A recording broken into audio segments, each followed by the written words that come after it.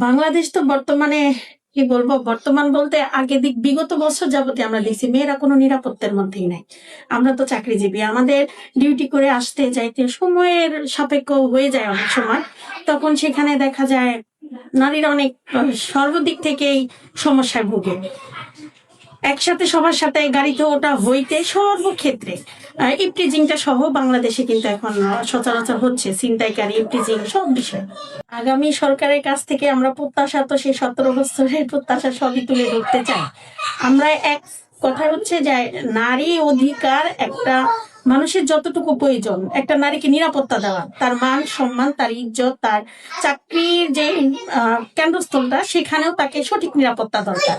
তার পর্দা, তার নামাজের জায়গা, সবকিছু দেখতে দেখা যায় যারা প্রাইভেট ভাবে চাকরি করে তাদের ওইখানে পর্দার একটা বিষয় আছে। যেখানে একটা নারী পর্দা করে অন্যান্য মেয়েরা পর্দা করে না, সেখানে এই বিষয়টা তুলে ধরতে হবে।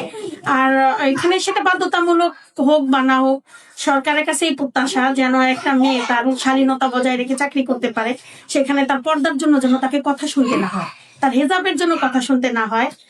আর রাস্তাঘাটে চলাচলের ক্ষেত্রে ইপটিজিং, ছিনতাই দূর, মানে সর্বক্ষেত্রে যেন একটা নিরাপত্তা, নারী নিরাপত্তা একটা বাংলাদেশ চাই। অধিকার ফিরে পাবে।